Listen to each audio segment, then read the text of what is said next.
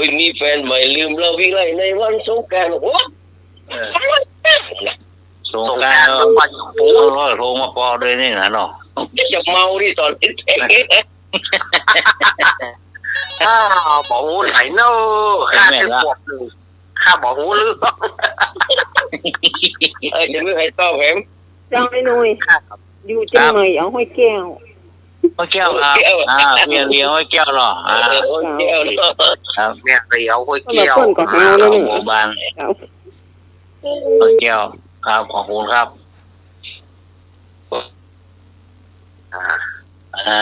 โอ้เขาหน้าเลยนะพ่อโรคโอ้มาพ่อนะส่วนว่าหาดีกว่าเจ้า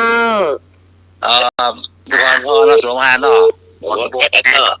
ก่อนนี่เหมือนพ่อก่อนนี่เหมือนที่งามที่เรียนสอนบัวเนี่ยควายเลี้ยงโมเลี้ยงควายนะ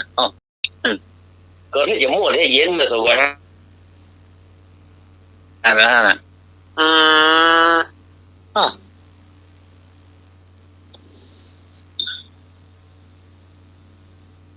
เฉลยเนาะครับเฉลยนี่แบบเพราะว่าเขาเอาดนตรีคณะเนี่ยผู้ที่จะไปแสดงที่ในเวลา40 นาทีแต่งแล้วก็นวดขึ้นห้องเลยต้องที่เสียมดที่นี่ต้องอดเที่ยวงานสงกรานต์เดือนอย่างเข้าเดือนยี่แล้วน้องมีพี่ไปไหนวะมันเป็นใจเรื่องอ่ะจริงมันเสียเมาเล่าตัวเลยแล้วน้องสาวเนี่ยเนาะน้องสาวแล้วน้องสาวตื้อมาเนาะไม่แม่ละหลานเนี่ยเ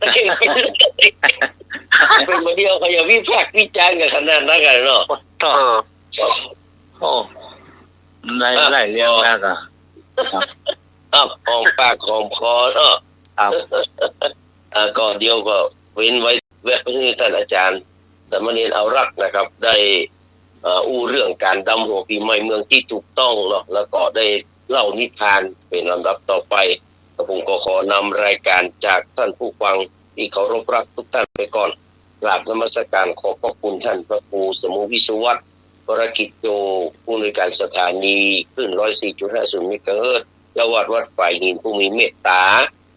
กราบนมัสการขอบพระคุณท่านอาจารย์พระครูใบดิกาสมัครยานศิโลนะครับเชิญพ่อจำครับกราบนมัสการขอบพระคุณท่านอาจารย์สามเณรเอารักปัญโยนานเนอปนนั้นขอบพระคุณลุงนุ้ยครับผมครับวางเมฆแล้วก็ฝากความคิดถึงความห่วงใยไปถึงพี่พิสมัยสุริโยดรแล้วก็ขอบพระคุณพี่กรพี่พรพี่แอลีพี่หลายคนแม่จันทาโอ้ลักษณะวันนี้ไอ้เอกไอ้พงเนาะครับคนเกือบจะครบเสร็จแล้วเนอะขอให้มีความสุขเหมือนกันทุกคนทุกท่านครับกราบนมัสการขอบพระคุณและก็กราบสวัสดีครับ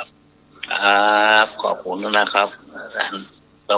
เอกสมเจดีครับผมครับความโง่ครับเล็กเอาดีข้อไม่มันลืมมาแล้วเนี่ยมันเนี่ยเราเพิ่งอุตส่าห์โค่นคว้ามาเปิดโปงเนาะอาจารย์น้องรักเนาะครับเป็นอาจารย์น้องรักครับคนเอามาเปิดโปงกันเนาะเอาก็เอาอย่างเราส้มปล่อยครับมาครับหมู่เฮาตั้งหลายเนาะหมู่เฮาตั้งหลายกลุ่มรายการธรรมะคลายเครียดทุกท่านขอส่งกำลังจิตกำลังใจ ไปเฮือยังโยมปี่พิสมัยสุริโยดรเฮือหายจากโรคาอาพาธโวยเนอเนาะครับในปีดิถีขึ้นปีใหม่ดิถีขึ้นปีใหม่ของไทยเนี่ยก็ขอเฮือหมู่เฮาต่างหลายช่วยส่งกำลังใจโยมปี่หายโวยเนอวันพุธนี้เจ้าจะสืบจะแต่เฮ้อเนอโยมปี่พวกเจ้าตี 3เนอจะสืบจะแต่เฮ้อแล้วก็จะสืบจะแต่เฮ้อสถานีต่างๆที่เปิ่นรับสัญญาณในช่วงตี 3เนาะวันพุธนี้มีการสืบจะแต่แล้วก็ วันพุธไผจะไล่สังขารด้วยกัน บางที่ทางละปูนนี่นะทางละปูนนี่เชียงใหม่บางที่เนาะก็จะเอาแบบเก่าก็คือวันพุธเมื่อคืนเที่ยงคืนก็ถือว่าเป็นวันสังขารล่องแล้วก็แถมส่วนหนึ่งเปิ้นก็บอกว่าในโหราศาสตร์เปิ้นก็บอกว่าวันฮือก็เนิ่สังขารจะล่องก็แล้วแต่ว่าไผจะถือเนาะแล้วแต่ว่าไผจะถือจะเอาวันพุธก็ได้จะเอาวันฮือก็ได้อาตมาว่าดีไปอย่างหนึ่งคือของกินของทานมันบัดได้ไปล้นวันเดียวมันบัดได้ไปล้นวันเดียวในด้านของทานน้ำมันบัดได้นองวันเดียวเนาะนี่ไผจะเอาพญาวัน15ก็ได้ หรือว่าวันพญาวัน16ก็ได้แล้วแต่ที่ญาติโยมจะถืออาตมาว่าเป็นการดีอาหารมันบัดได้ไปเต๋อกำเดียวผ้าเนนก็ฉันบัดเที่ยง วันนี้จะเอาเรื่องของส้มปล่อยหรือว่าเรื่องของการรดน้ำดำหัวป้อนานเพื่อขอไว้ว่าขออู้เรื่องการรดน้ำดำหัวที่ถูกต้องวันนี้เนาะการรดน้ำดำหัวตามโบราณแต่เนี่ยถ้าจะไปดำหัวพ่ออุ้ยแม่อุ้ยครูบาอาจารย์พ่อหลวงสมัยก่อนเพิ่นฮ้องว่าแก่บ้านวัยยาวัจกรเพิ่นฮ้องแก่วัดอีนะสมัยแต่ก่อนเพิ่นมีอย่างนี้เนอะ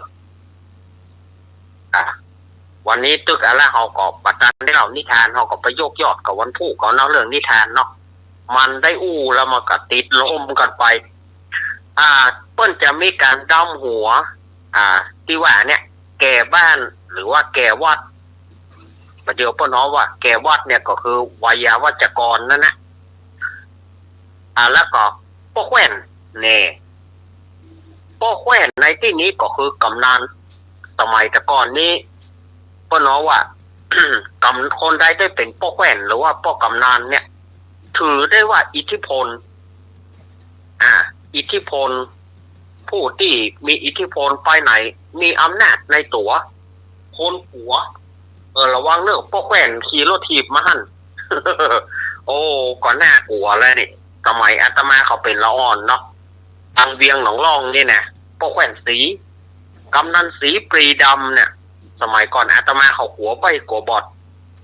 ป้อแขวนสีมาแล้วเลยนะขัดใจโล่นโวยเปิ้นก็บ่ยิ่งอย่างนะแต่มันน่ากลัวมันทรงพลังอำนาจเนาะอันนี้ก็คือเรื่องของการรดน้ำดำหัวเนี่ยครูใหญ่ครูบาอาจารย์พระสงฆ์องค์เจ้าสมัยแต่ก่อนจะเอาน้ำส้มปล่อยถ้าไปที่วัดที่วาก็ดีก็จะเอาน้ำส้มปล่อยไปหอมกันเอาน้ำส้มปล่อยไปหอมกันแล้วก็สมัยก่อนเปิ้นว่ารดน้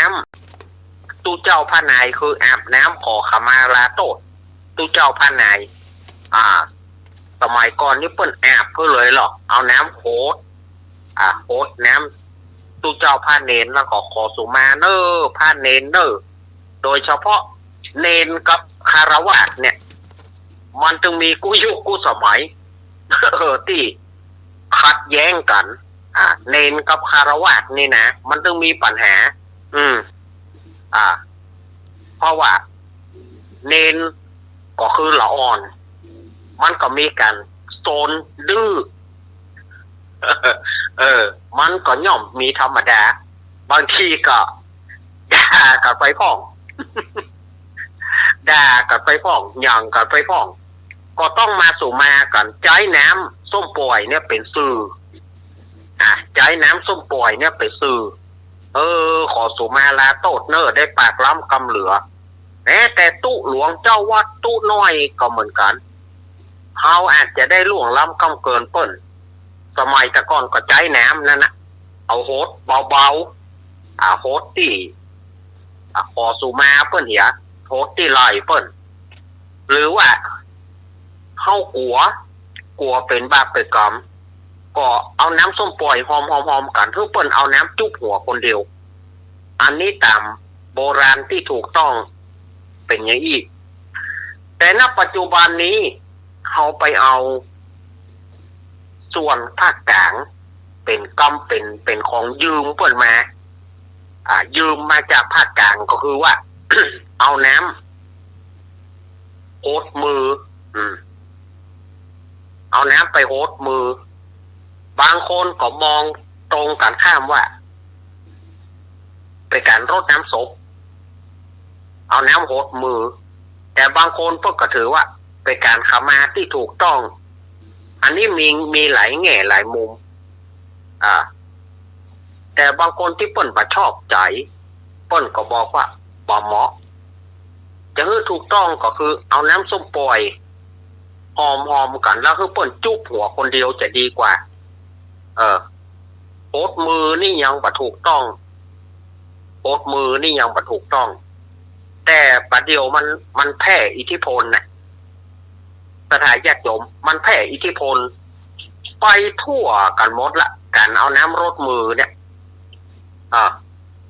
อาตมาเองก็ปัจจัยว่าปะโดนถึงวันกู้ทุกปีใหม่เนี่ยอาตมาก็เขาจะโหดมือเขาก็ปัจจัยจะว่าไม่ก็เขาไปตนนิมนต์เนาะอย่างอาจารย์สมัครก็เป็นองค์นิมนต์ผมก็เป็นองค์นิมนต์อย่างมันคัดสถาบันได้ยังเหมือนกันยังเขาบอกหมอจังเดือดไปชันของหวานเนี่ยยังเนี่ยก็ของสถาเอามาเอาเป็นองค์นิมนต์เขาเป็นองค์ครับนิมนต์ท่านเป็นเบาหวานท่านยังบอกสถามันบอกอย่างไรสถาเปิ้นปัจจัยจะเข้าใจ เขาไปบอกเปิ้นก็จะว่าเรื่องแม่เขาเป็นองค์นิมนต์เขาเป็นองค์ครับนิมนต์เปิ้นอย่างไรเขาก็เขาก็ทำตามนั้นเนี่ยตู้เจ้าเป็นโรคเบาหวานเป็นโรคเกาต์โรคกันอย่างต่างๆก็ย้อนชันของสถานั้นนะประชานเนอร์เปิ้นก็ว่าชานเนอร์ก็แสลงโรคเขา อันนี้นะเอาเต้ๆเลยแต่เขาคัดสถาบันได้เพราะว่าเขาเป็นตนเป็นองค์นิมนต์เปิ้นสถานนิมนต์อย่างไรอย่างการโหดมือเหมือนกันเขาก็รู้ว่ามันบ่ถูกเขาก็บอกให้เปิงจ่ายเท่าไหร่แต่ว่าสถานญาติโยมเปิ้นจะเอาน้ำมาโหดเฮาเปิ้นก็ว่าผ้าเหลืองเปิ้นก็เก่งใจผ้าเหลืองยิ่งเหมาะเปิ้นก็เก่งใจผ้าเหลืองเพราะว่าเก่งใจบารมีของตู้เจ้าเก่งใจบารมีพระเนนเปิ้นก็เลยบ่โหดเปิ้นก็เลยบ่โหดก็ขอเอาสื่อได้สื่อหนึ่งคือมันไปสื่อกลางก็คือน้ำรดมือถึงแม้มันจะบ่เหมาะแต่มันก็ญาติโยมก็บอกว่าบาปอันนี้เฮาก็อารมณ์อร่วยกับไปนะอารมณ์อร่วยกับไปถ้าว่าจะให้ดีก็เอาน้ำส้มปล่อยไปหอมกันแล้วให้ญาติโยมเนี่ยเปิ้นให้ตู้เจ้าผ้านายเปิ้นเอาจุ๊บหัวคนเดียวเปิ้นอันนี้จะเหมาะกว่าถ้าเอาหัวถ้าเอาหัวไปบาปไปกรรมอันนี้มันก็มีหลายๆอย่างเกี่ยวกับน้ำส้มปล่อยน้ำส้มปล่อยเนี่ยมาจากไหนนี่อย่างเปิ้นถึงใจน้ำส้มปล่อยป้อนแหนเจสีได้โมนน้ำตะกี้โมนส้มปล่อยฟอกส้มปล่อยเนี่ยแก้เนอปล่อยเนอแก้เนอปล่อยเนอข้อคืดอันใดก็ขอให้มันปล่อย แก้ออกแล้วก็ปล่อยข้อ13น้ำ15อย่างที่ป้อนแหนป้อนได้เอ่ยไปตะกี้ข้อ13น้ำ15ข้อโจรหน้าโจรหลังดกบอกว่าข้อนั้นจะมาทาง8ทิศก็ขอให้น้ำส้มปล่อยจ่วยชะล้างแก้เนอปล่อยเนอคำว่าส้มปล่อยเนี่ยก็มาจากซึกทรพาทรพีอันนี้อาตมาจะเอาย่อๆนะซึกทรพาทรพีก็คือว่าเขาหูกันเนาะควายทรพา เป็นยักษ์นนทกาเนาะเอาเท้าความหน่อยว่ายักษ์นนทกา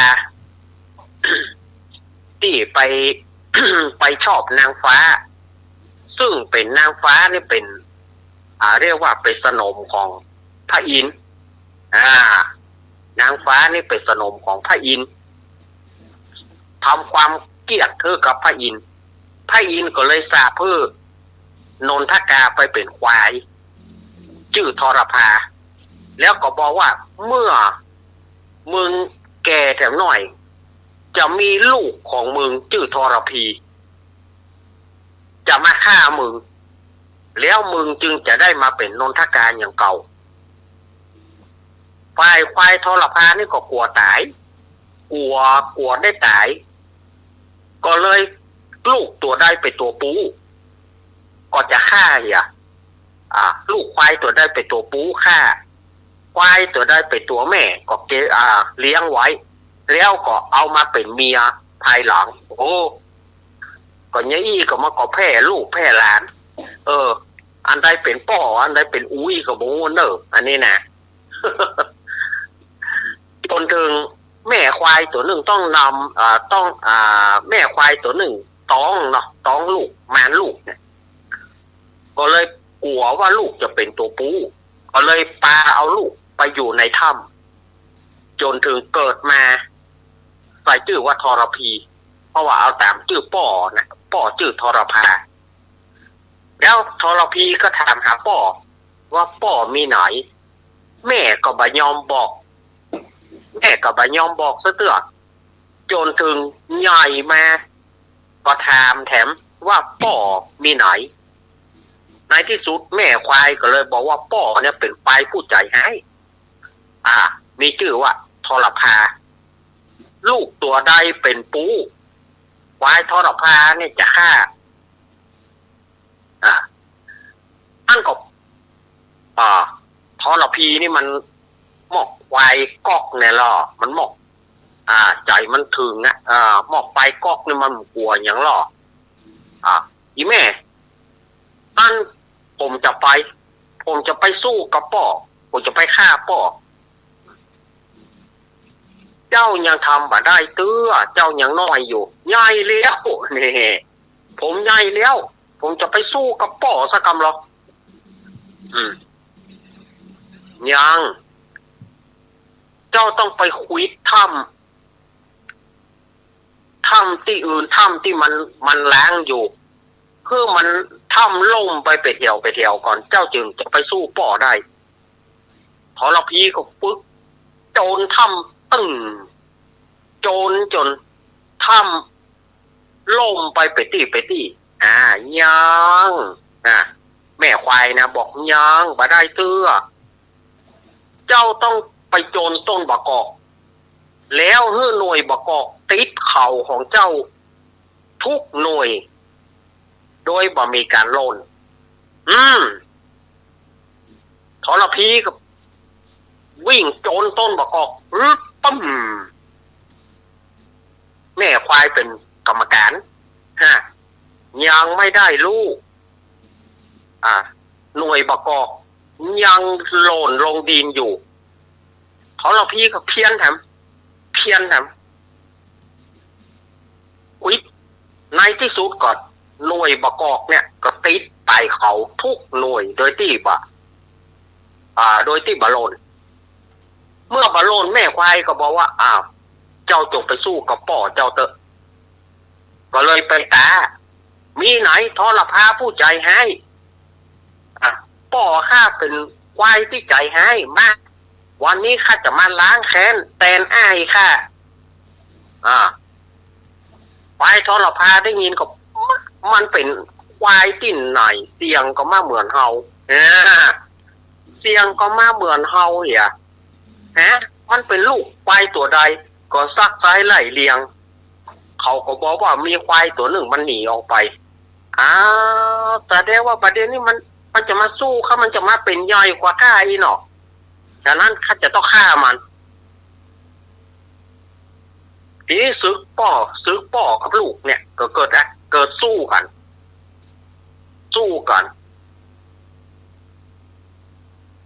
เมื่อสู้กันไปสู้กันมาต่างตัวต่างโมดแหงทรพีถึงแม้ว่าจะเป็นควายหนุ่มแต่ก็โมดแหงเหมือนกันเอาเข้าดันกันแหละดันกันไปก็ดันกันมาดันกันไปดันกันมาทีนี้ทรพีเนี่ยก็ถือว่าแหงยังบะโตกแต่เตือก็ดันป่อไปโจรใส่ต้นบะขามป้อมทรพาผู้เป็นป่อก็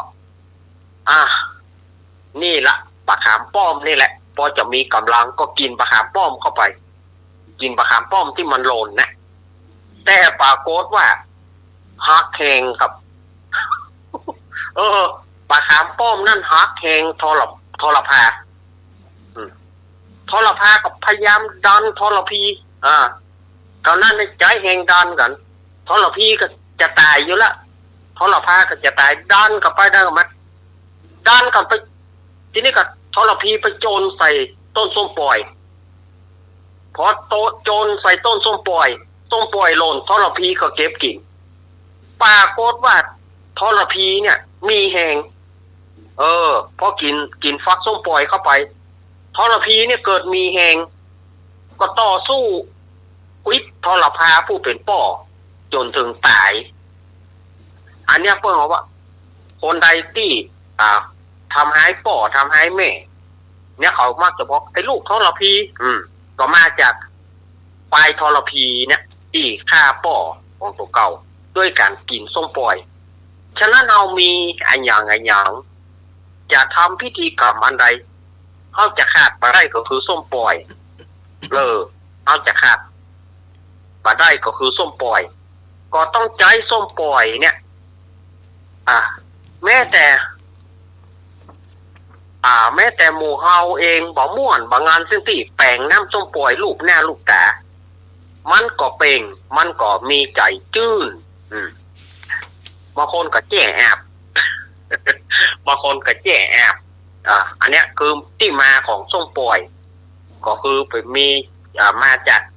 เรื่องรามเกียรติ์ซึกทรพีซึกปอกกับลูกสู้กันอันนี้อาตมาก็เอามาเล่าอันนี้ก็คือเป็นการรดน้ำดำหัวแล้วก็ส้มปล่อยเนาะและการดำหัวเนี่ยมันมี2ลักษณะดำหัวอย่างหนึ่งพวกเขาว่าไปคารวะผู้เฒ่าผู้แก่เป็นการรดน้ำดำหัวแล้วดำหัวแห่งอย่างหนึ่งของตาคนเมืองเขาอันนี้ก็คือการสระผมคนเมืองเขาของเขาว่าดำหัวเหมือนกัน อันนี้คือที่มาที่ไปของการดำหัวเนาะวันนี้อาตมาภาพก็จะฝากไว้กับสถานญาติโยมเอาไว้ที่เนาะวันนี้เล่านิทานเพียงน้อยหนึ่งซึกทรพีเนี่ยสถานญาติโยมเนาะเพราะว่ามันเกี่ยวข้องกับส้มปล่อยวันพุธใครจะไล่สังขารด้วยกันวันพุธนะ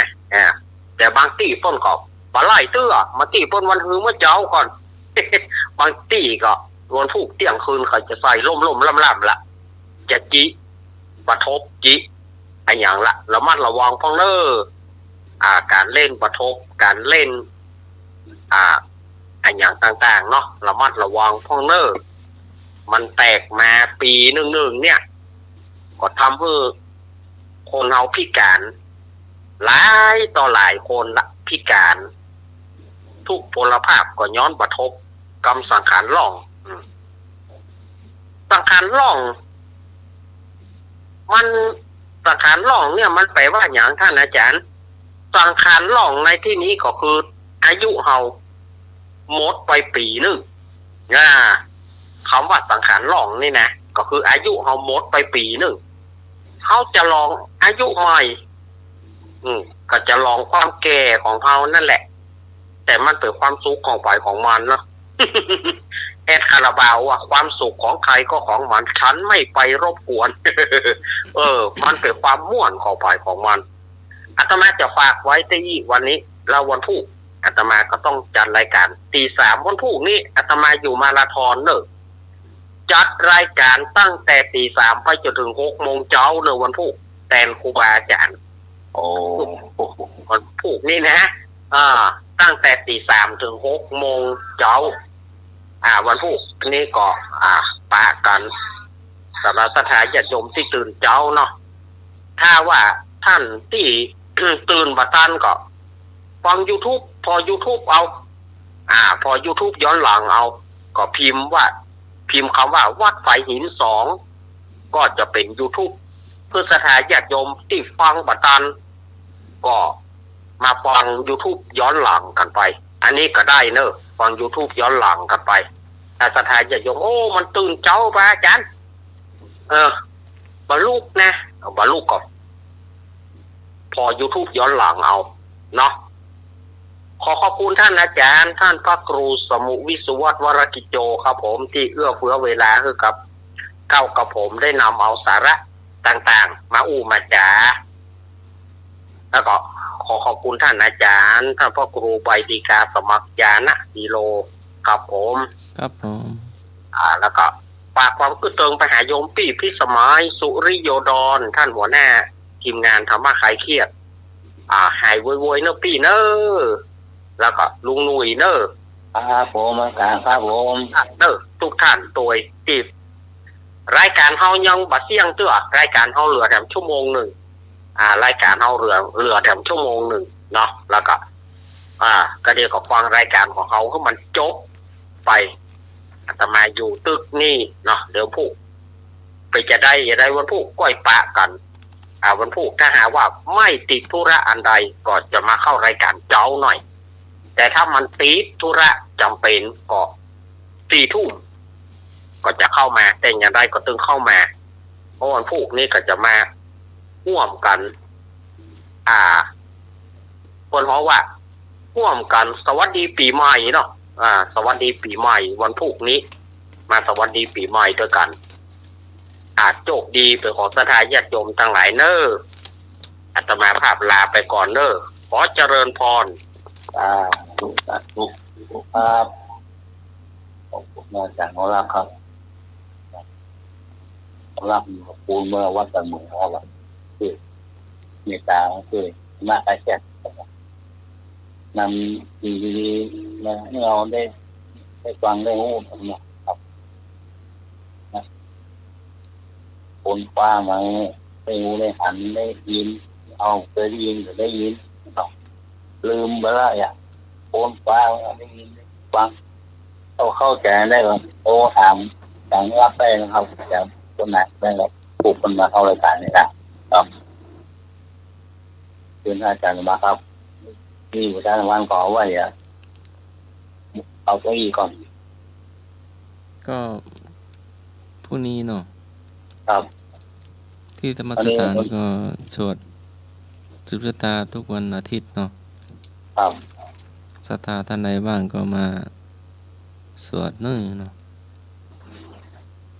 ก็ตามปณิธานพระอาจารย์ภัสกร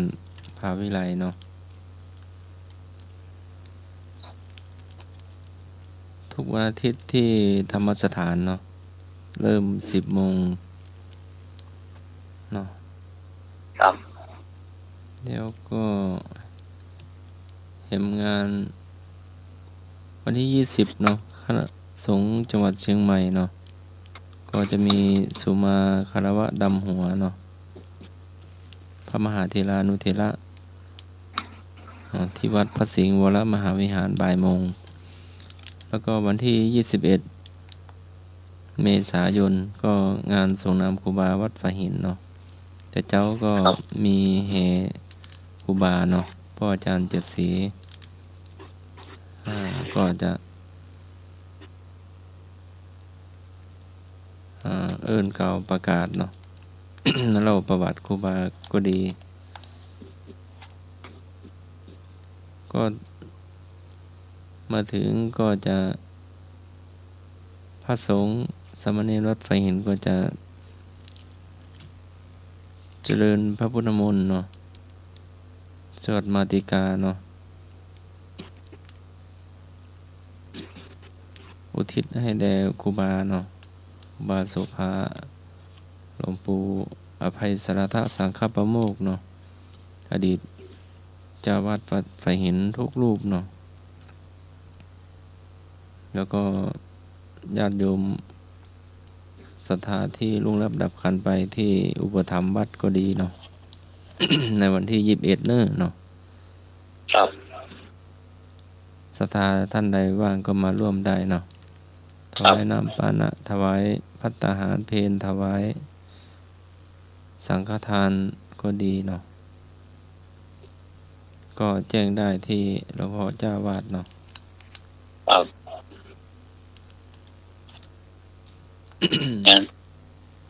งานนักเนาะปีใหม่นี้งานงานพิธีงาน ทำบุญเนาะ อย่างหลายๆอย่าง ให้บรรพบุรุษ อย่างวันนี้เอาที่เราเอาไว้เอาก่อน วันนี้ก็ไวๆก่อนลุ ครับ ง ได้อาจารย์ กำ นะ เก่าเนาะกำเก่า จบเนาะ สู้ไปก่อนเนาะ ครับพูดแต่ลูกเจ้าเนาะครับผม สู้ไปก่อนเนาะไปรับแม่พรกับแม่กรก่อน ครับแล้วแต่ถ้าไม่กรอะไรหรอกครับไม่กรไม่พร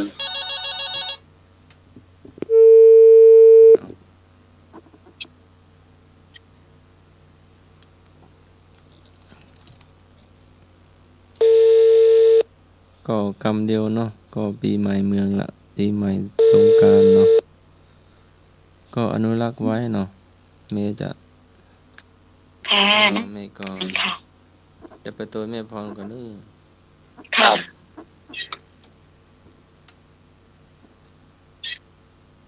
เดี๋ยวพี่กรณ์จะพูดถึงเรื่องที่ว่าน้ำส้มปล่อยของเมืองเชียงใหม่กับภาคกลางเนาะให้ดู ครับ อ๋อ ดี รับน้ำ จ้า มันกัน จ้ารอกรรมเนาะ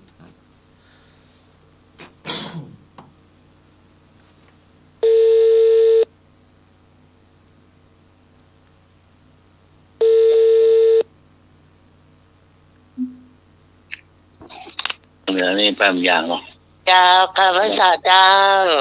ประเด็น ครับ ความ ตื่นหรือยัง ตื่นแล้วเจ้าได้ยินไหมเจ้า ครับ ได้ยินชัดแจ๋วเลยเจ้า จ้าผมผมผ้ากันลุมอยู่นี่เนี่ย เอ้าทำไมต้องห่มผ้ากันลมล่ะ มันเย็นเกินอ่ะ เอ้ย ยังมาผ่อนหนาวล่ะแอร์ อืม เปิดให้เปิดแค่เบอร์26 อืม เราจะเป็นวันที่16แล้วก็ตอนแรกเมื่อก่อนเนี่ยเปิด28พอดีนะอ้างว่ามันเปลืองไฟ ครับ เอา25นั่นแหละไอ้วะ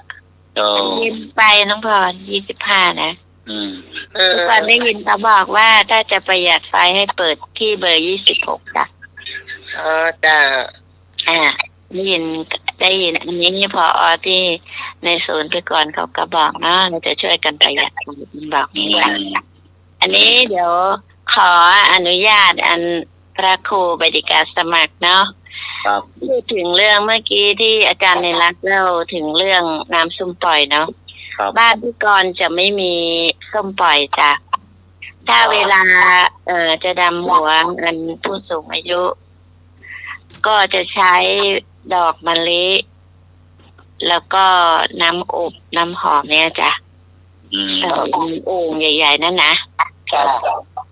แล้วก็จะลดมืออย่าง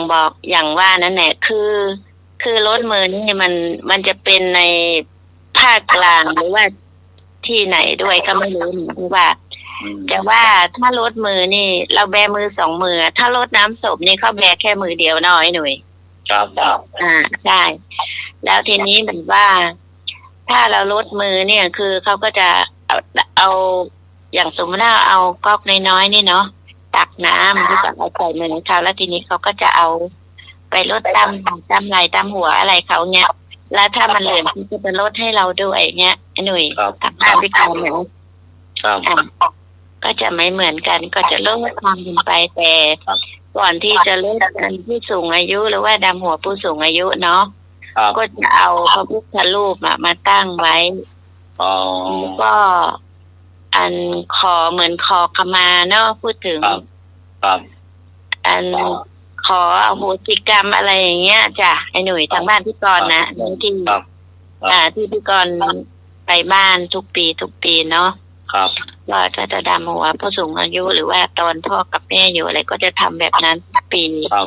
คือก่อนที่จะลดผู้สูงอายุนี่ก็คือ จะส่งน้ำพระพุทธรูปก่อนเนาะ ครับ จ้ะ ไม่ ที่จะก่อนที่จะส่งน้ำพระพุทธรูปหรือว่าจะอะไรก็จะมีคำอโหสิกรรมแบบว่าเหมือน อันมโนกรรมวจีกรรมอะไรแบบว่าที่เราพูดไม่ดี หรือว่าอะไรไม่ดีเงี้ยจ้ะไอ้หนุ่ย ครับครับ ก็จะขออโหสิกรรมกันจ้ะ ครับ แล้วก็ผู้สูงอายุหรือว่าผู้เฒ่าผู้แก่อะไรเพื่อก็จะอโหสิกรรมให้เนาะ ครับ แล้วนี่ก็จะเริ่มลดน้ำพระพุทธรูปก่อนที่จะลดผู้สูงอายุจ้ะ ครับ เพราะว่าเขาจะถือกันว่า อย่างลดน้ำโศพเปื้อนแบมือเดียว อันนี้เปื้อนแบทั้งสองมือเพื่อรับน้ำอ่ะไอ้หนุ่ย ครับครับ แล้วทีนี้ถ้ามันจะลงไปที่เท้าบ้างอะไรบ้างก็ไม่เป็นไรจ้ะ ครับ บ้านพี่กรณ์จะเป็นอย่างนี้ แต่ที่บ้านอื่นเป็นยังไงไม่รู้นะแล้วก็ต้นส้มปล่อยก็ไม่มีจ้ะที่บ้านพี่กรณ์ไม่มี ครับแต่ละที่ละประเพณีไม่เหมือนกันครับครับ จ้ะ ครับแต่ละที่มันก็ดีเหมือนความรู้เนาะความรู้แต่ละที่ไม่เหมือนกัน จ้ะอัน ครับ นี้ มาแชร์กัน พี่กรณ์มาอยู่จ้ะพี่กรณ์มาอยู่เชียงใหม่นี่ก็คือเขาก็จะใช้เนาะฝักส้มปล่อยเนาะกับ ครับ ดอกอะไรนะดอกอะไรไม่มี เนาะ ทางภาคกลางน่ะก็จะลบมือกันเนาะนิยมลบมือกัน ครับเลยครับสวนมากเวนะภาคกลางภาคเหนือนี่มัน ถ้า แต่ละภาคไม่เหมือนกันตั้งอีสานนี่บางอย่างเนาะ จ้ะแต่ แต่ละ แต อย่าง งสารแตงสารก็ลดมือเหมือนกันจ้ะ ทางอีสานนี่ต้องถามได้จานสมัครอะค่ะ เหมือนกัน ใช่ จานสมัครเหมือนบ้านเมื่อก่อนไหมล่ะทาง ตั้งละปูเนาะตั้งละปูอย่างเดียวนะจังไรเนาะ หัว เนาะ ผู้ใหญ่นะ เจ้าตังละ ร ปู ด นก็ น้ำ เชียงใหม่ ปู่ เหมื ย่า อน ตา กัน ยายรด แต่ น้ำ ภาคเหนือเนี่ย เหมือน รด กัน น้ำพระ อ๋อ ทางเฮานี่ก็จะใช้น้ำส้มปล่อยใส่ขันนี่เนาะไปทำหัวคนเฒ่าเลยนะแล้วก็เวลาเฮาจะนี่เปิ้นปั่นปอนเฮาเสร็จแล้วเฮาก็เอาน้ำส้มปล่อยในขันเนี่ย ไปให้คนเฒ่าก็จะเอามือแตะน้ำส้มปล่อยแล้วไปแตะบนหัว เจ้าแล้วก็กับบางคนเฒ่าก็เอาน้ำส้มปล่อยมาลูบหัวตัวเองจะลูบหัวอันละอ่อนละเอ็ดละอ่อนลูกหลานน่ะ ที่หาไปดำหัวเปิ้นน่ะกะจ้า ในอีสาน เดี๋ยวอาจารย์สมัยตะกี้อาจารย์สมัครพูดอันไม่ได้ยินจ้ะเอาใหม่ เพิ่นว่าได้ท่องตังตังบ้านอาจารย์สมากับเจ้า เจ้าก็มีกองทรายเจดีย์ตัวเนาะ จ้ะ กองทรายพอได้เหยียบได้ย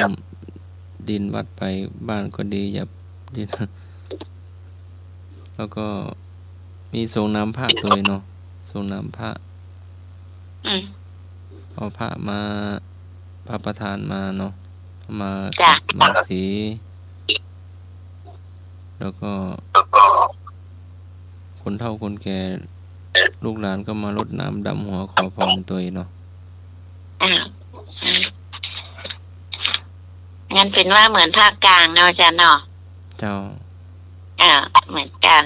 นี่เหมือนกันน้องพร ที่พวกเราอาบมันมีเนาะ อาบก็มีหน่อย อ๋อ แต่ คนลูกหลานก็จะเพื่อน ใช่ถูสบู่ถูมือสระผมหน่อย ครับ แล้วก็ ตั้งลำพูนนี่มันได้อาบนะ อ๋อ ตั้งภาคกลางเนี่ยเปิ้น นี่ตั้งหัวเขาเท่าโมมาแกยังไงนะแข็งแก่นะไปบอกใครหน่อยบอกว่าเนี่ย แต่ก่อนนี้เนาะพ่อกับแม่ยังอยู่ไอ้หนุ่ยเขาแบบว่าปีใหม่ทีเขาจะเอาซื้อเสื้อผ้าชุดใหม่ให้ใส่เนาะ แม่น ลูกหลานก็พากันอาบน้ำพวกสบู่สระผมอะไรเรียบร้อยไงจ้ะไอ้หนุ่ย เออ แล้วก็มันเปลี่ยนเสื้อชุดใหม่ไงจ้ะ ครับ แต่ แม่น ปีก็จะเป็นแบบนั้นนะจ๊ะ ครับ ของพ่อก็ทำ บ้านเฮาเหมือนกันนะทั้งเหนือนี่ก็เหมือนกันนะเสื้อใหม่ผ้าใหม่ก็คือ จ้ะ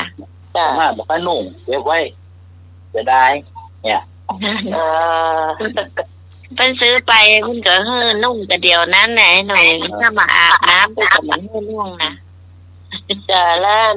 แต่วันที่13แล้วนะเทศบาลจะมาดำหัวปู่อ่ะปู่อายุ96อ่ะ โอ้ บอกว่า เตรียมชื่อปู่ใส่เสื้อผ้า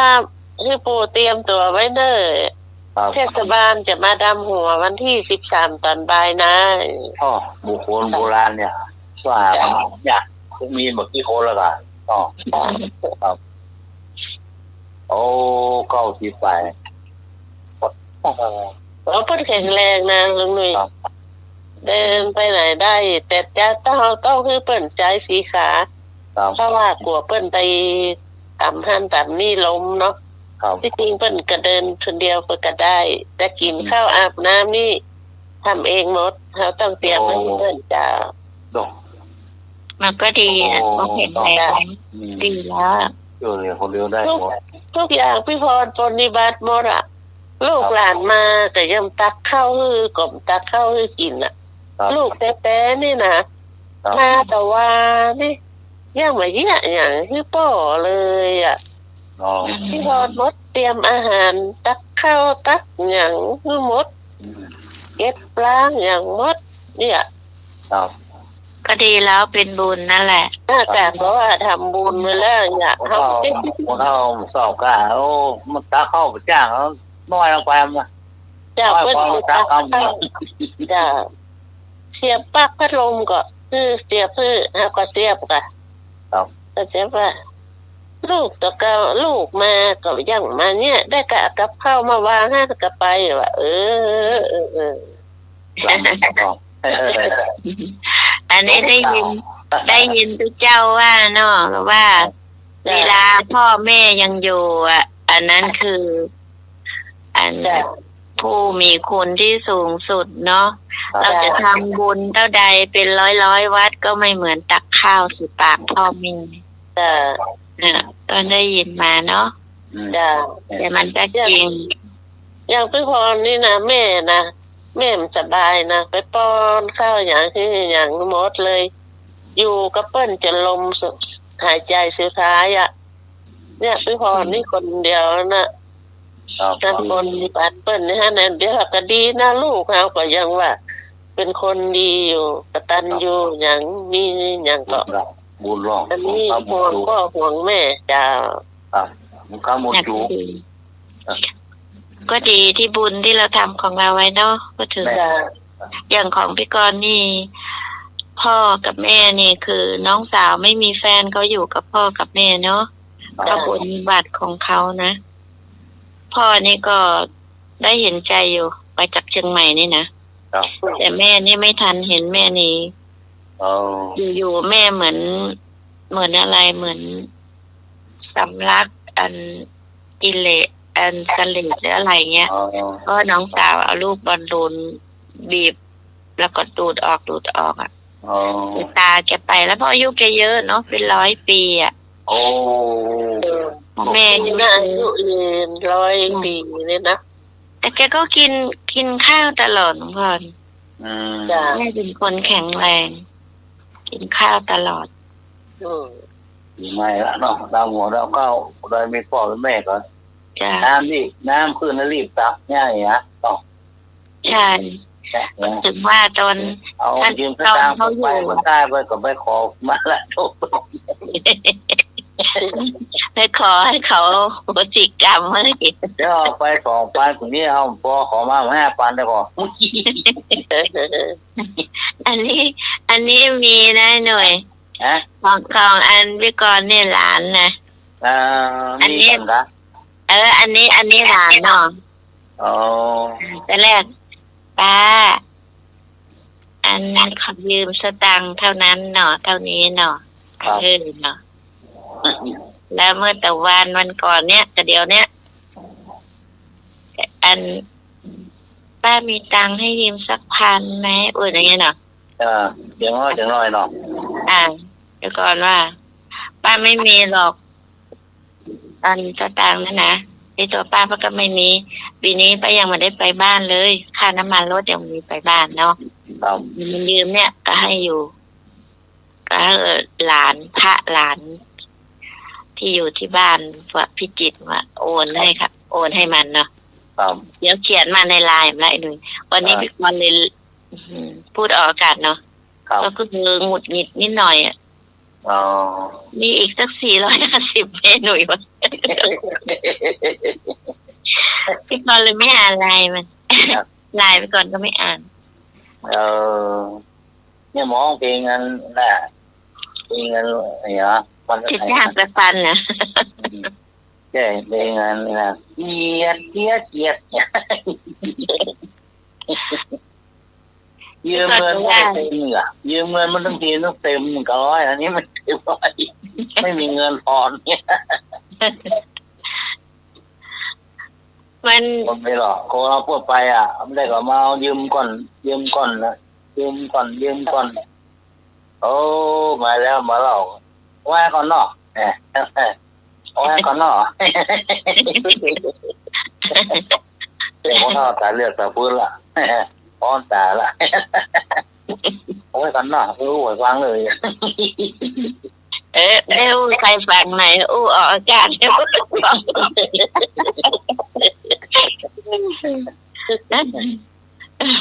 ก็ได้อะเอาหัวตรงเขาเลยแม่นะเอาซ้ออ่ะอย่างนี้แม่ยิงวันเลยตานะออกมาแล้วที่เอาลูกวางไว้นะไอ้หน่อยบัดไอ้ให้ฟังหรอก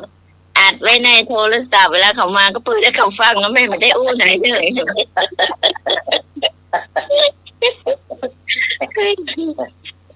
โอ้ผีใหม่หรือมีสปาหรอพอเดี๋ยวละลายแล้วเนาะ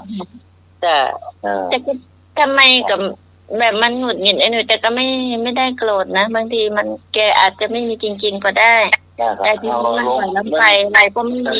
มันสัญชาตญาณหรอก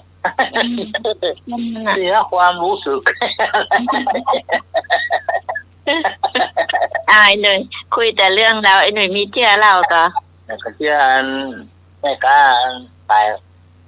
ก็ขายบะแสงหรอกขายบะแสงมาดูไหมล่ะเข้าหรอกเพิ่มมาถามว่าเพื่อนเตียวกาเพิ่มมาถามนั่งขายนะนั่งยองขายนะก่อนว่ามันเจนโต้มีต่างหรอกเอาผ้ายางกาปูแล้วก็ยองแล้วรูปนั่งก้อมมาละอย่ายิงนะคนเท่าเปิดเดินมาหาว่าได้ป้าแตงกองก็ได้เนี่ยเป็นกองมันเป็นกองเนี่ยกองซิดบ้านเจ้าเนี่ยจางกองก็ได้30ต่อได้ก็ว่าก็ถามนะได้3กองเลย30เจ้าต่อได้ก็ต่อมาเลย50 บาทขายก็ขายแบบขายให้หรอได้ขายมาได้พูดตื่นโอ้มาขายก็มาซื้อโจมตะโกนเบิ่นคนหน้ากล้ามาเป็น10 ปี20 ปีผู้เคยบ้านแล้วเจ้าก็ต่อ3กอง50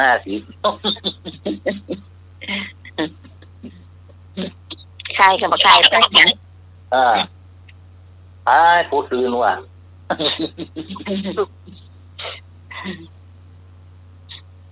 นั่งขายเนี่ยพอเราสมัยกันพุ่มเหนียเดือนมาปะเนี่ยมาต่อของ3กอง50ขายบ้างก็ขายเอามันใครโอ้กิน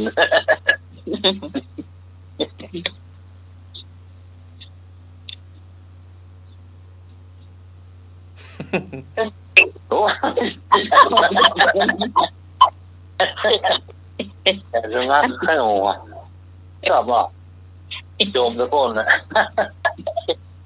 ของ50 บาทนะป้าเอาปากกาปูตื่น พุทธีน ยังบอกใครโง่กิงถ้าเกิดเขาโจแล้วเนาะไปถุงแล้วก็ที่บอกขายที่ปุ๊บตื่น น้องพอล่ะพี่กรณ์ไม่มีพี่กรณ์มีแต่เล่าเรื่อง แล้วเชื่อละ เจ้า เอาเรื่องลูกเป็ดที่เลเนาะ ครับ จ้ะลูกเป็ดที่เลนี่มันก็จะเป็นเรื่องของแม่เป็ดเนาะมันฟักไข่มันมีไข่อันก็มาฮู้ว่าไข่มันลูกไหนมาฟองใหญ่ๆหรือฟองอื่นๆมันก็ฟักแล้วก็ลูกเป็ดมันก็ออกมาทั้งหมดนี่7 ตัวที่จริงไข่มันมี8 ฟองแล้วฟองใหญ่นะมันเหมือนเปิ้นมันลูกเป็ดที่มันจะเป็นผิวอย่างก็คนมันจะเป็นสีเหลืองกันหมดอะแล้วก็มันมีไฟฟองใหญ่นั่นมันแปลกประหลาดเหลือเปิ้นมันเป็นขนสีเทาๆมันเหมือนเปิ้นและลูกเป็ดที่มันขนสีทองนี่ก็รังเกียจกะโอ้คนมันจะเหมือนเฮาเป็นคนละพวกกันเฮารุม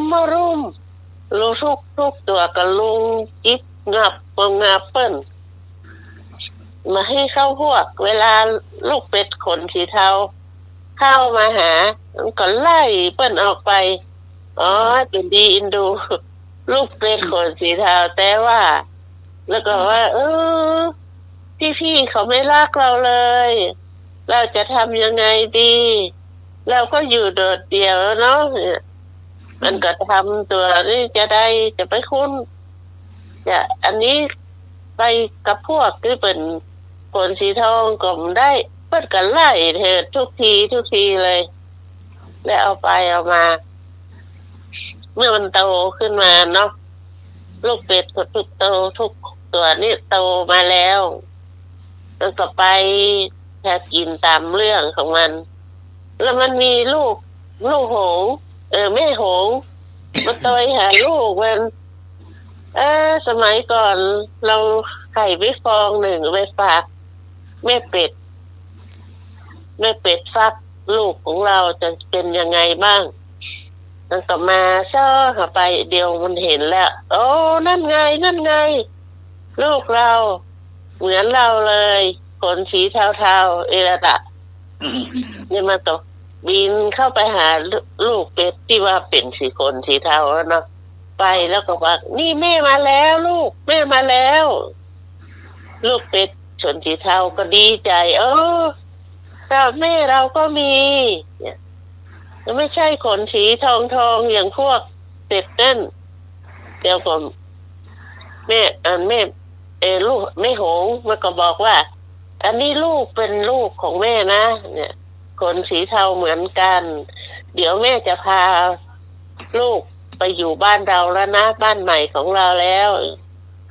ลูกเป็ดสีทองนั่นก็ชงายจ้ะอันนี้ขนสีเทานั่นน่ะ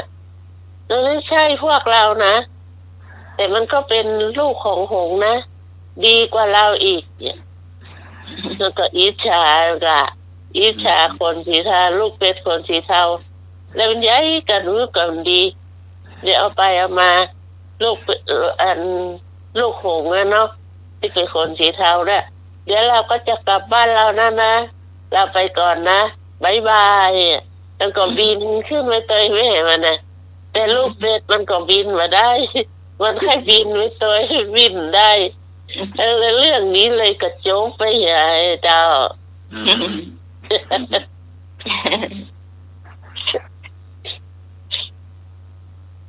มันมีเรื่องที่มันเติมน้ำมันแปลงออกจ้ะแล้วว่าเพื่อนกูเท่าไหร่มันก็เติมว่ะ100ก็เติมมันแพงก็เติมว่ะ200มันก็เติม 500มันก็เติมหมดถ้าเครื่องมีคนไทยเครื่องมีที่ไหนทำไมรู้เยอะแยะ500ก็เติม200ก็เติม100เดียวก็เติม จ้ะ มันกันนักกระดาษมันเพื่อมีไหนเพราะว่าเด็กปั๊มไงเท่าไหร่มันก็เติมหมดหรอก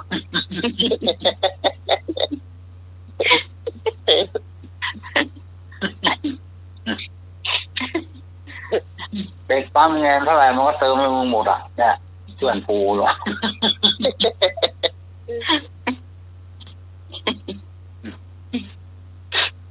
อาจารย์สมัครเดี๋ยวอาจารย์สมัครจะหลับ อ่ะ เจ้า มีเจ้าก็เจ้า เจ้ามีอยู่แมวอ่ะโอ้เล็บมาเกาะว่ะได้ให้ไปเปิดประตูให้ว่ะ อืม พอเปิดปุ๊บล่นออกไปปุ๊บเตียวไปเตียวมาเนาะ ครับ เอาเล็บมาเกาะว่ะ อืม ถ้าจะมือให้บ่เติงไอ้ลูกบิดกันเนาะ ครับ กดปุ๊บมันล่นไปปั๊บดีใจว่ะจบไปหนึ่งเรื่องเนาะแฮมเรื่องเขียดตาปาดก็ เจ็บเนี่ย เตียวมาห้องเตียวมาห้องกับเตียวมาตัวอ่ะโดดไปโดดมาว่ะไอ้ตุ๊ปี้รัสตะเอาไปปล่อยเนาะก็กลัวแมวไปขบมันเนาะกบว่ะ ครับเจ็บตาปากมันเต้งวยอ่ะ แล้วมันกินอย่างเขียดอ่ะ กินแมงกินเองกินแล้ว ฝนก็บ่ตกนะ แม่ มันชอบมันอยู่ที่ซิงน้ำนะร่องซิงน้ำนะชอบแต่เย็นนะเนาะ นี่ตัวใหญ่นะ โอ้ใหญ่อ่ะ ในตัวเขาหัวน่าจะ2 นิ้วนึกอ่ะ โอ้ตอนนี้ตัวใหญ่เนาะ หัวใหญ่อยู่นะแต่ขาแห้ง ครับขายาวนะ เจ็ดตาปาดขายาว เจ็ดตะปาเพราะ กระ ก็ โดด ขายาว สูง ๆบ้านพี่กรณ์เขาเรียกเจ็ดตาปาด เออ ขามันยาวย่งเย่ง โดดสูง เขาบอกว่า โดดเว้ย ไม่ให้โดนขีดนะ แข่งยาวขายาวเอวอยู่นะเขียนนี่นะน้องตา จบไปหนึ่งเรื่องเนาะแฮมเรื่องละอ่อนเนาะละอ่อนวัดไฟหินมีชีมีไหนครับวะมีชีมีไหนครับวะไม่ชีไปบวชเนนลาไปบวชเนนที่จังหวัดหนองคายเนาะเลยปั่นมะม่วงไม่ชีให้คนละแกน ครับ ถ้าไม่ชีมาก็ขอบคุณไม่ชีเนื้อนะไม่ชียาย่าวะนะขอลาไปงานบวชทากดูร้อนที่จังหวัดหนองคายอ่ะ โอ้ ละอ่อนไฟหินวัดไฟหินคิดตึงหาแล้ว โอ้ ก็เลยปั่นมะม่วงไม่ชีที่ส่งมาเนาะ ครับ คนละลูก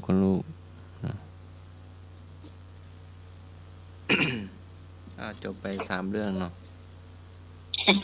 ไอ้หนุ่ยสู้ไม่ได้เลย แฮม อา เรื่อ จาง รย์ เนาะ 5 นาทีได้3 เรื่องอ่ะไอ้หนุ่ย แฮมเรื่องเนมปิโปลิโดมาสวดมนต์ผมต่อยครับเที่ยววัดช่วยหลวงพ่อตุกโตกะ ครับ ต่อยว่ะ โอ้ จะไปดูก่อนเนาะต้องหายาหมองหรือว่าไปหาหมอหรือว่าจะไหน ก็ไปหาหมอต่อนะ ที่จริงถ้าเขาแพ้ต้องไปหาหมอนะคะอาจารย์ จะได้ยาแก้แพ้มาตัวเองนะ ใช่แต่ก็ดูเขาที่เขาไม่ แล้วต่อนี่แตนถ้าต่อนี่หนักเนาะหนักกว่าแตนเนาะ นะค จ้ะ รับ แล้วแต่คนแพ้ไม่แพ้เหอะเมื่อก่อนนี่แอนต่อยนี่นะต่อยตรงไหนบวมตรงนั้นน่ะ แผ พ้ บางคนเป็นแพ้แต่นะเนาะบวม บวมอันนั้นอีกโดนตะขาบกัดอีกบวมไปถึงหัวเข่าเลยอะบวม โอ้ ปวดแสบปวดร้อนบอกไม่ถูกอ่ะโอ้ไปโรงพยาบาล ตะขาบนี่นะสุดยอดเลยปวดวันค่ำอ่ะ มันเหมือนมีอะไรเหมือนไฟลนเงี้ยน้องพร ร้อนเลยเนาะ ปวดแสบปวดร้อนอ่ะ นั่งไม่ได้เป็นสุขเลยนะ เกี่ยวนะ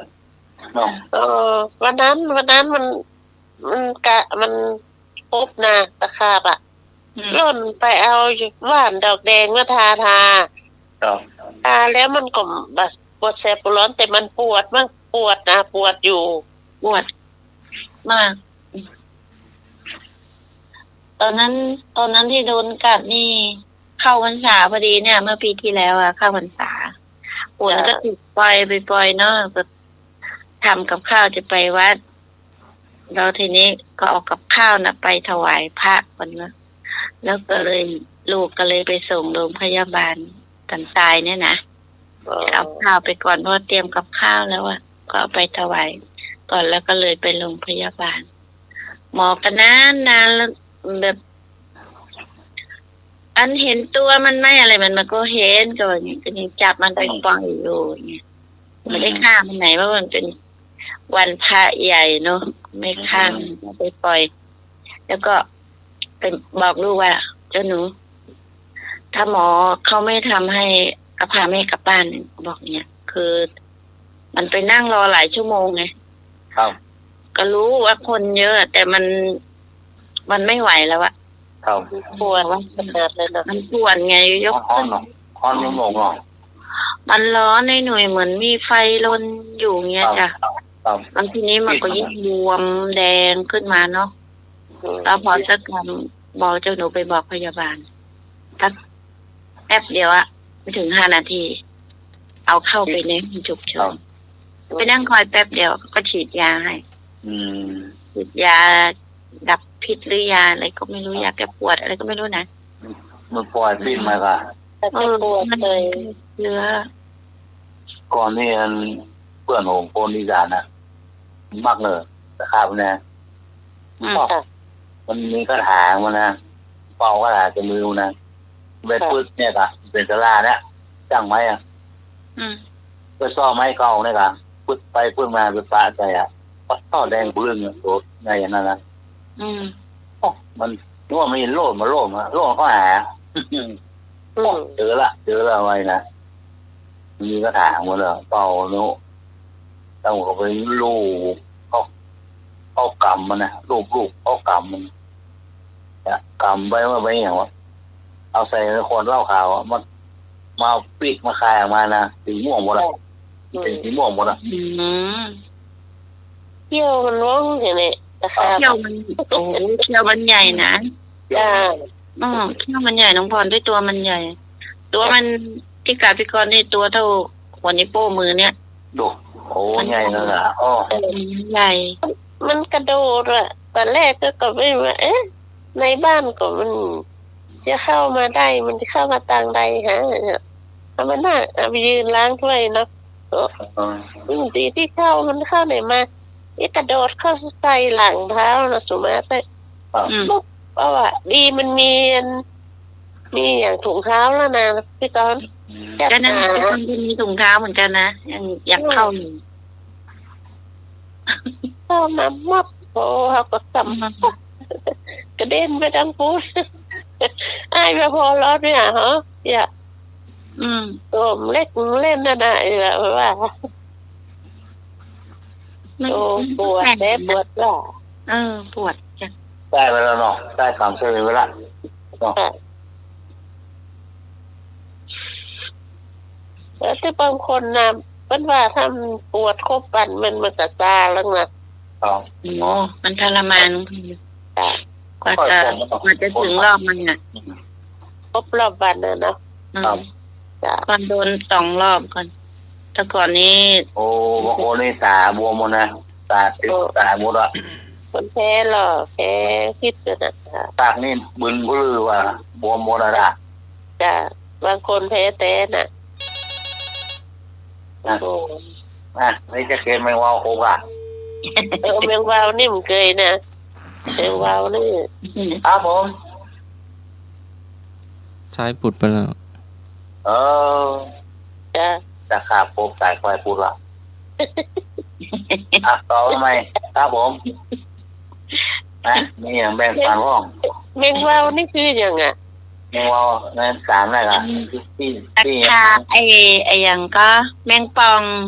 แมงป่อง อย่างแมงปองช้างตัวดำอ่ะ บ้านคนเมืองห้องแมงเปา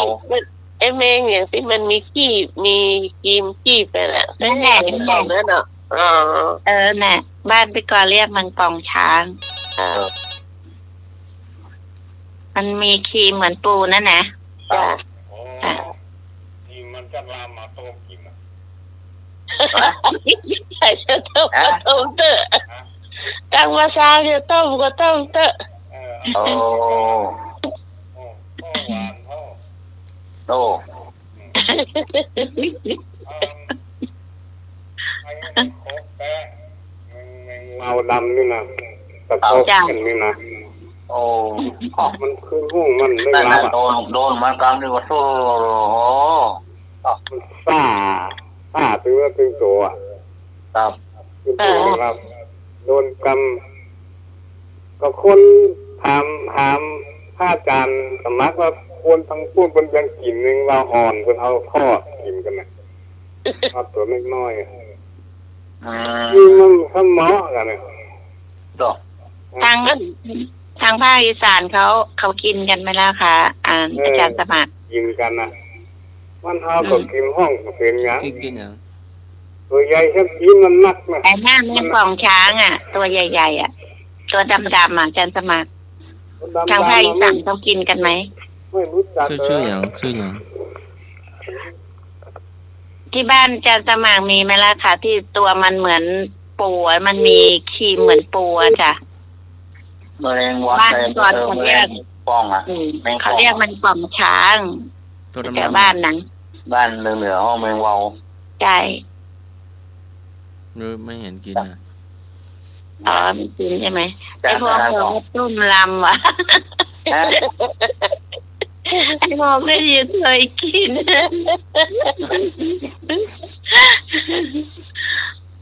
คนก่อนในคนเท่าก่อนเนี่ยเป็นผู้เจ้าก่อนเลยแล้วก็เพื่อนเป่าก็หายเลยนะก่อนเพิ่มที่มียายหรอก่อนไปวาดหมดอะแต่ผู้เจ้าเป่าหายเลยนะ มันมีคาถาเหรอ ครับ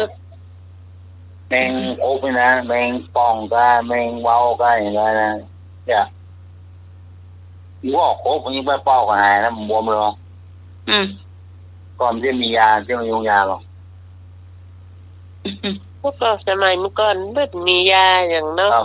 แปลวัดหมด ใช้ อะ คาถาเป่าเอา เป่าใส่น้ำมนต์นะใส่อันน้ำโต้นนั่นเอาสวยดอกไปฮะค่ะดอกไปเจ้าเนาะเพื่อเป่าน้ำมนต์เอา มัน ครับผม ไอเดียวมันเฟิร์มไม่หมดเราไอ้หนุ่ย ฮะ มันก็ถามเดียวมันเฟิร์มแล้วเมื่อคนเท่ามันเดียวนี่นะพูดถึงเดียวนี่นะ ไอ้วงเรียนไม่บ้างหรือเปล่าเราถามมันเสื่อม มันรอดข้าวผ้าข้าวจิ้มอย่างก็รอดเป็นมดมันเฟิร์ม ก็ไม่ถ้ามีของก็ไม่ให้รอดนะพง คนละก้อนได้พ่นรอดหรอกเนี่ย ละครอยู่ เราซีเมียไม่รอดหรอกอย่าไม่พูด ไม้วัดเอา ไปพูดมาปิวออกหมดแล้วก็ นั้นโอ้ก็จะติดเก็บให้เขาอ่ะ ถึงอะไรนะ เดินนึกก่อนเอาไม้ขึ้นนั่นแหละ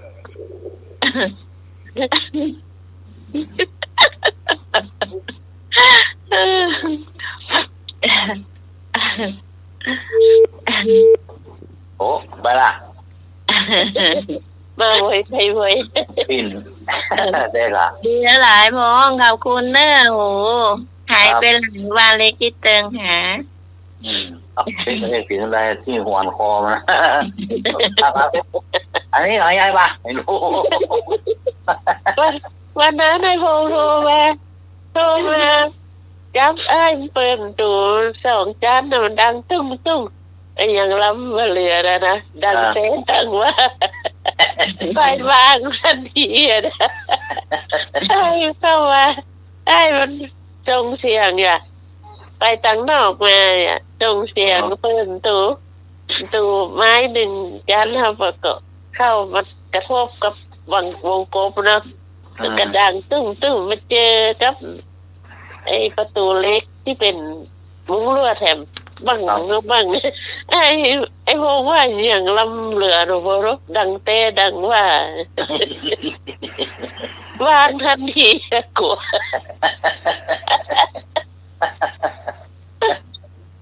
ได้จับสายยามวะ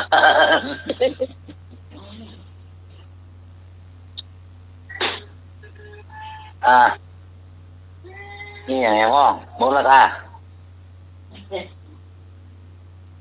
อย่างเหรอเนี่ยหมดเฝ้าแล้ว อย่ามีหัวแล้วก็มีตาไม่มีตัว มีแต่ตามีหัวสามหัวมีแต่ตา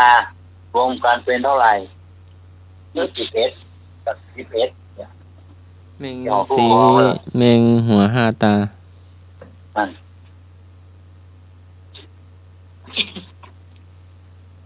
อย่าง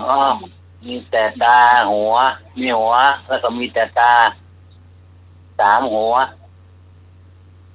รวมกันเป็น21เขาเรียกอะไรนึกไปออก นะ เขาลอกคะแนนหัวพระน้อย 3 หัวว่ะ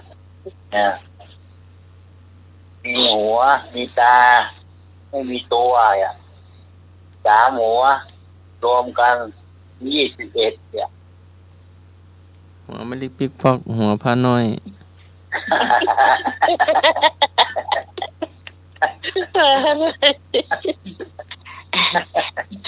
ไอ้พงมาตอบปัญหาหน่อยกำลังจะ มัน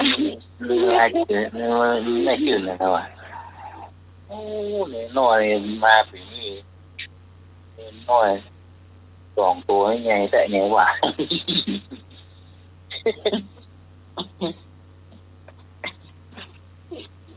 อะไรมี3 หัวมีแต่ตาไม่มีตัวรวมตัวกันเป็น21เคยได้ยินนะแต่นึกไม่ออก บ้านโสวรรณกะ เดี๋ยวไอ้พงตอบละ ผม อย่างคณัตใช่ครับ คณัตใช่ครับ คณะนี่หัวเดียวหรอนี่3 หัวมีแต่ตา3 หัวรวมกันเป็น21นี่ว่าโปะกันได้ครับเอาโปะกันเป็น3 หัวยังได้ครับ เอามันรวมกันแล้วเอาแต่ละหัวมันรวมกันนะ โปะกัน3 หัวได้ค่าเป็นเอาลองเฉลยว่าอย่างเฉลยเน่าแล้วอ่ะเน่าอยู่บ้านโสมนะบ้านโสมนั่นกันได้ล่ะซุป ครับ อย่างหรือว่าซุปนะ อยู่บ้านโสมนะบ้านโสมมันมีแล้วบ้านโสมก็มีละ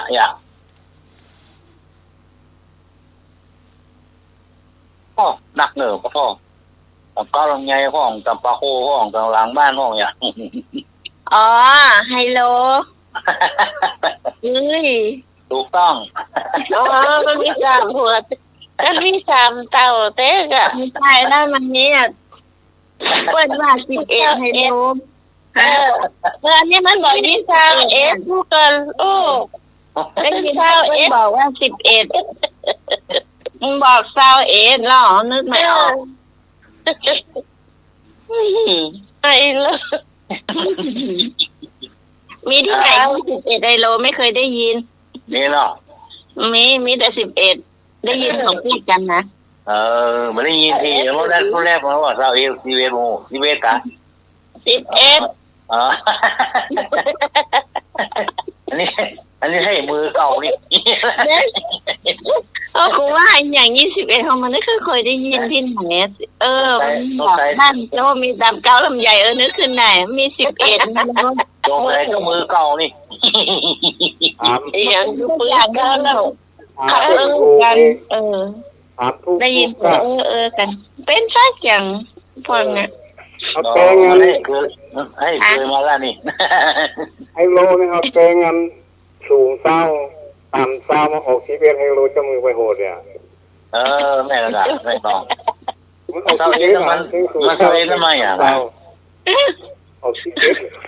มาดินกีไอ้หนุ่ยนะกะเสาเอ็น ไฮโลมีที่ไหนไฮโลเศร้าไฮโลมันบ้านลุย เคยได้ยินไหนโมงเคยได้ยินไปก่อนไม่เคยได้ยินนะ ผมได้ยินกันเสื้อ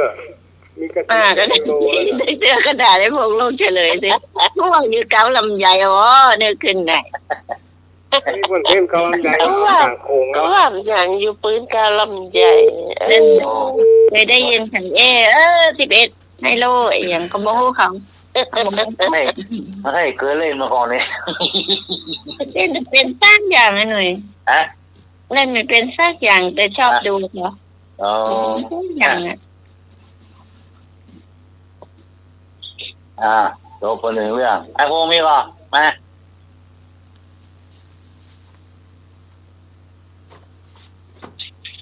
พวกมีกันเหนียวเนอะอะไรมีแต่ตัว ไม่มีหัวเนี่ยมีแต่ตัวมีแขนมีแขนมีตัวไม่มีหัวเนี่ย อย่างปูนาขาดมิน เสื้อกล้ามอะค่ะ ฮะ เสื้อกล้ามอะค่ะ เสื้อกล้ามถูกต้องเลยล่ะ ไม่มีหัว ไม่มีหัว อย่างค่ำมาแล้วออกล่าดงดอนดึกมาออนจอนนอนหลับเข้ามุ้ง อย่างไอ้หนุ่ย5 อาทิตย์ อย่างบ่ใจเป็นสัตว์ อาจารย์น่ะ จะทราบครับ เป็นสัตว์ แต่ นก อย่าง ข้างคาว อย่างเป็นสัตว์เลี้ยง หูตั้งหูตั้ง ดี วัวควาย อย่างตัวน้อย ตัวใหญ่กว่าแมวมั้ง แมว นะ กับแมว ใหญ่คล้ายๆแมวน่ะ อะไร คล้ายแมว ปลอก อย่างมันกินผักบุ้งอ่ะ กระต่าย ตาย กระต่าย อ๋อน อนหลับเข้ามุ้งเป็นยังไง สูดอากาศ เขาก็ไม่ให้ยุงกัดมันไง นอนในสูดอ่ะ มันเป็นสัตว์มงคลหรือเป็นสัตว์ เป็นสัตว์เลี้ยงแล้วเขาก็กินด้วยอาจารย์สมัครถ้าคนรักเขาก็ไม่กิน กระต่ายนะ แล้วเวลา ถ้าคนรักเขาไม่กินมันเนาะ เวลาจับก็อุ้มตรงตัวก็ไม่ได้ ท้องมันจะอืดแล้วมันก็จะตายเขาจับหูมันก็เลยยาวกระต่าย เวลาเขาไปอุ้มมันนะพี่กรณ์ อยาก อุ้มตั้งเอวนะมันห้องปี๊ด นั่นแหละเขาจับเห็นเขาจับหูมันนะที่เวลาเขาเล่นกัน ครับ ก็ดาว มีกันมีกับตัวแล้วก็มีหางมีอย่างอื่นมีสักอย่างมีปากมีตัวมีหางเอาเลยติ๊กตอก เอาไอ้หน่วย อย่างว่า อย่างมีกับตัวแล้วก็มีปากแล้วก็มีหาง แย่ ใช่ครับ มันมีตัว ลุ่มไว้นะ ไม่มีตัวมีแต่ปากอาหาร ครับผมถ้าตอบได้ก็คือกัน น้ำปลากาเนี่ยมันขึ้นต้นเต้าเนี่ย งูเห่า มีปากก็หางไม่มีตัว มีตัวแล้วก็มีปากมีหาง ถ้าถูกจะได้รับรางวัลน้ำปลาตาแม่มารขึ้นต้นมะพร้าว เอาอีวอกขึ้นมะพร้าวมันได้กา ปากไม่มีตัวมีแต่หาง มันขึ้นได้อะเกิดตอง งูกินฮะ ของกินนะ ใช่ไว้มันโม่งขึ้นตะมือฟ้าเลยอ่ะ อ๋อลุงกินน้ ผมใช่ มันมีหางนะมันอุ้มลุงมันมีหางอ่ะมันยังมีปาก ำอ๋อบอกไปยังไม่ถูกครับเลย ครับ ว้าว อ๋อ โอ้ว้าว มันมีตัวมีปากแล้วก็มีหางยาวๆอ่ะใช่อ่ะได้กินน้ำปลาการที่มาขึ้นต้นเอาละ อ๋อเปล่าอ่ะเป็นความรู้ไอ้หนุ่ยน่ะ ครับเนี่ย ทำไว้เนอะเดี๋ยวเจอหน้าได้พงถ่ายแบบนี้เป็นว่า ว้าว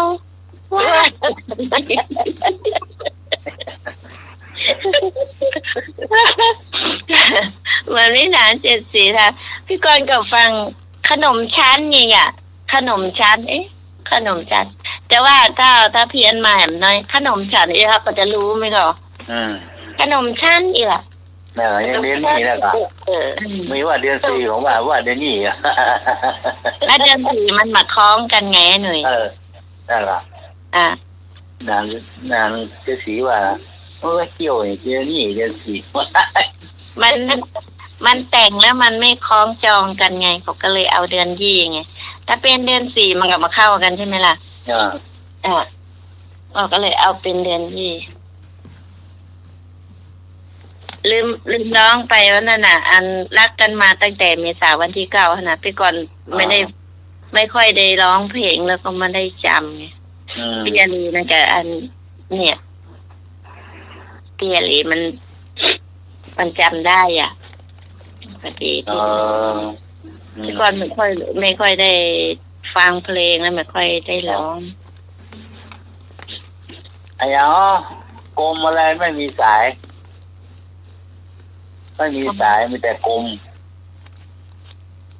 พวงมาลัยรถอะพวงมาลัยรถกลมนะกลมไม่มีสาย โอ้มีสาย กลมอะไรไม่มีสายดูดไฟก็ไม่ได้ ว่าวลอยอ่ะ ใช่ว่ามันมีกระปากหรอกปากเลยก็มีหาง กลมไม่มีสาย นี่กลมอ่ะ ขี้ กล ปุ๋ง มไปอ่ะมันมีหางอ่ะมันมีสายอ่ะ บอกไฟบัง ไฟ ไฟ ลูก บอกไฟลูกหนู ไม่รู้ เป็นของกินหรือของใช้ ของใช้ล่ะกลมอ่ะกลม กลม ตัวกลมต่างไฟนะแต่ว่ามีสายนะแต่กลมเหมือนกัน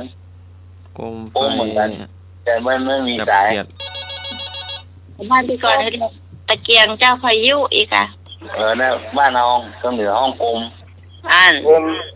ลมนะกะกลมพายุที่ก่อนว่าที่เพิ่นเจิกมัดแขวนนะกะ จ้ะ นั่นมันมีไฟหรอมีไฟมีสายมีไส้มั้งกะ ก็มันมีอันนั้นก็ที่คอมันนะกะ มันมีสายมันมีไฟอ่ะกลมอ่ะ มีสายมันเด็ดติดไฟเหรอก ลมที่เขาห้อยที่อันกระถินอะไรนั่นใช่ไหมล่ะหนุ่ย นั่นก็มีสายหรอสายมันอ่ะกลมมีเตียนไข่ฮะหรอสว่างสวัยอ่ะ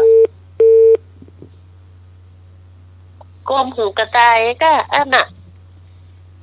มีสายอ่ะ อยู่ที่เก่าอ่ะนี่มันไปอ่ะไปได้หมดอ่ะ ไปได้หมดเขาก็กำไปล่ะ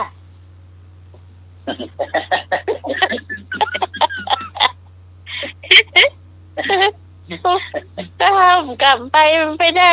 ไปได้ เดี๋ยว ท่านประธานด้วยเคารพขอให้คุยสูงของผู้คำพูด ถ้าแฟนมันแท้มันอยู่ มันจะเฟี้ยงไม้หน้าสามมาจากแม่ริมเลย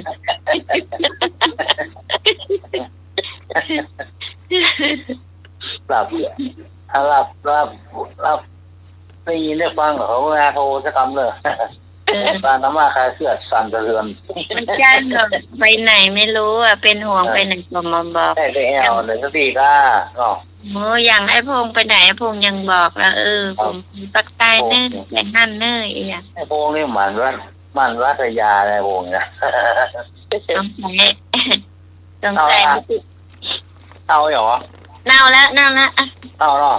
เจ้าก ลมเลย กระโคมลอยมันก็ต้องจุดไฟไม่ใช่เหรอ มันมีไส้อะมันมี เอา ไส้ ควันโฮมอ่ะ ใช่มันก็ต้องจุดไฟอ่ะแล้วมันไม่จุดมันก็ไม่ขึ้นนะโคมลอยอ่ะ มันจะมีไส้บ่ มันไม่ใช่ โลโก้เลย แต่อารมณ์เอาควันลมมันก็อันนั้นอ่ะ ควันเขาลงตั้งมา มีด้วยหรอ ไอ้พงเฟี้ยงสามประกรรมอ่ะ คุมลอยมันมีไส้เพิ่นเอาผ้าปันมาเพิ่นน้ำมันใส่ยุบปัดไฟใส่มัน ก็ควันหอมเนาะจ้า มันขึ้น ใช่ถึงจะไปได้อะไม่งั้นก็ลอยไม่ได้ แล้วถ้าเป็น เป็นว่าวไฟเนี่ยมันก็จะมีไฟขี้ไฟอ่ะที่ว่า นี่ มันมัดหรอมัดที่รวดนะ มาติดลวดท่านน่ะแล้วนั้น ตกขึ้น มัน ไป ไปประเทศลาวนู่น ไส้มัน นุ้ย ครับ เป็นพันแท้ไปประเทศลาว โอ้ โอ้ยไปประเทศลาวยังดีอ่ะดีกว่าไปอันกัมพูชาหน่อยก้า ไปประเทศลาวนู่นไอ้พวกแล้วปีใหม่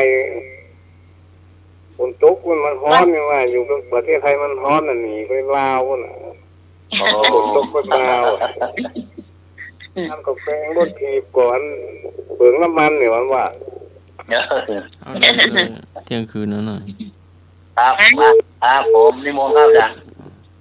เดี๋ยว นะครับ เที่ยงคืนแล้วมาฝันมนต์พระจันทร์ค่ะ จ้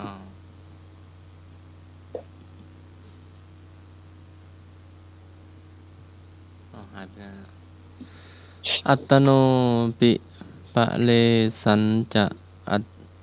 ถาวะโหวะขันติโกสักขะโมกขะมังมักขังอาลุโหติขันติโกผู้มีขันติชื่อว่านำประโยชน์มาให้ทางแก่ตนและผู้อื่นผู้มีขันติชื่อว่าเป็นผู้ขึ้นสู่ทางสวรรค์และนิพพานค่ำคืนนี้ก็กราบไหว้สาครูบาเถระแล้วก็ศรัทธาญาติโยมทุกท่านไหว้พระสวดมนต์แผ่เมตตาหยาดน้ำหลับเป็นสุขตื่นเป็นสุขขอเจริญพร สาธุเจ้า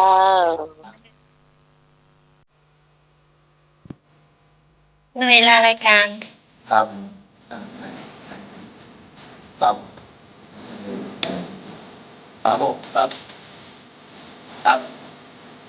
ผมรับดีวันนี้ครับ ขอบคุณลูกเสียงลูกสายนะคะที่โทรมาแล้วก็ไม่ได้โทรมา จ้าขอบคุณเจ้า ขอบคุณ สวัสดีเจ้า